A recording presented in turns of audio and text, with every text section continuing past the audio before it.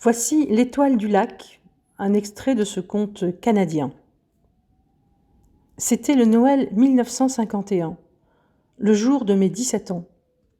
En ce moment, je souris en vous imaginant essayer de deviner la nature de ce cadeau. Mais avant, une petite histoire. À 17 ans, en 1951, il est déjà temps de quitter la maison. Moi, je voulais faire des études à Chicoutimi. Heureusement, c'est arrivé, et j'ai eu une belle carrière.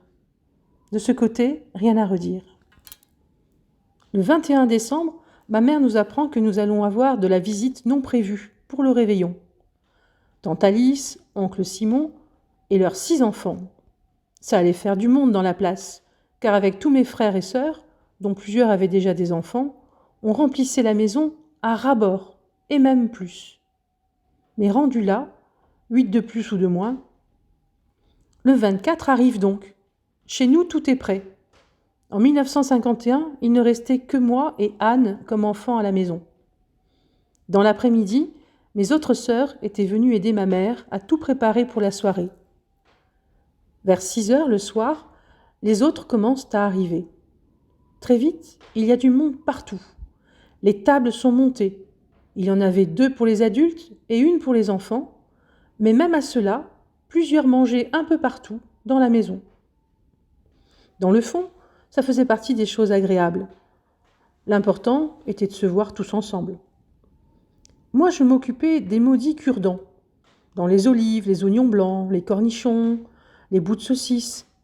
Après, j'allais ranger la boîte, qui ne ressortait que 364 jours plus tard.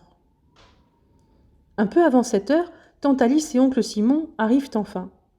Moi, j'étais content, car je m'entendais bien avec mon cousin Joseph, qui était de mon âge.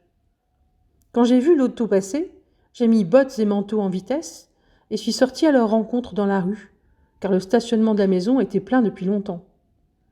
Ils étaient stationnés assez loin, car nous n'étions pas la seule famille de la rue à recevoir.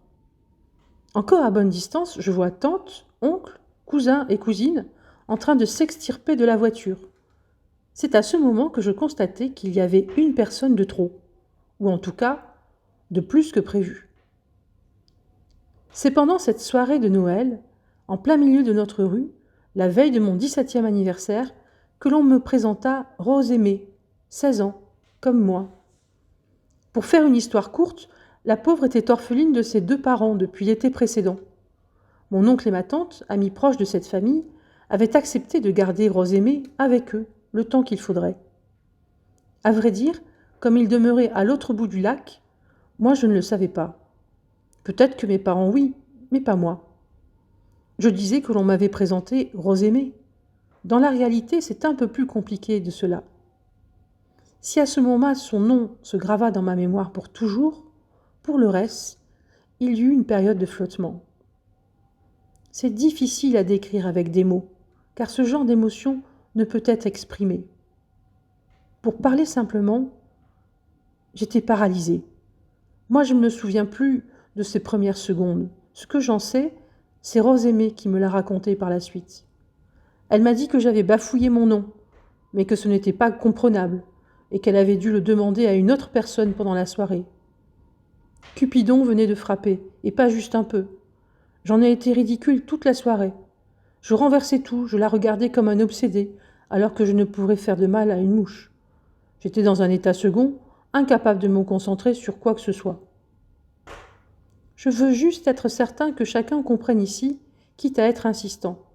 Pour moi, à ce moment précis de l'histoire de l'humanité, le 24 décembre 1951, j'étais en présence d'un ange. Oh, certaines mauvaises langues jalouses diront que Rose Aimée était une belle fille, oui, mais pas de là à perdre ses moyens. Ceux-là, je les envoie chez le diable, car ils n'ont rien compris. Rose Aimée avait un pouvoir magique, celui de faire arrêter le temps.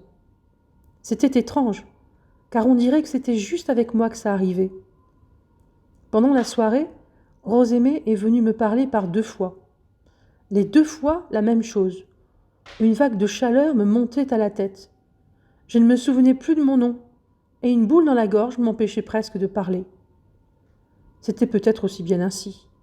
Dieu seul sait ce que j'aurais pu sortir comme bêtise si j'avais pu construire une phrase un minimum structurée. Malheureusement, mon oncle était cultivateur et il travaillait très tôt à la ferme le 25 au matin. Ils durent quitter au milieu de la nuit avec Rosémée, la compagnie. Mais avant, ma mère ne manqua pas, comme à toutes les années, de souligner mon anniversaire un peu après minuit.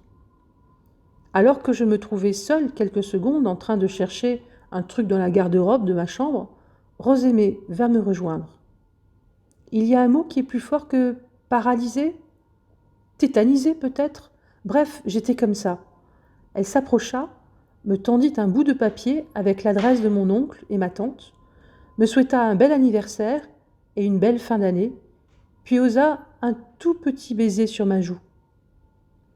Pendant qu'elle quittait ma chambre, je restais là, bout de papier à la main, en train de me demander ce qui venait de se passer. Je venais de recevoir le plus beau cadeau de Noël de toute ma jeune vie, et pour dire vrai, rien ne s'en est approché depuis.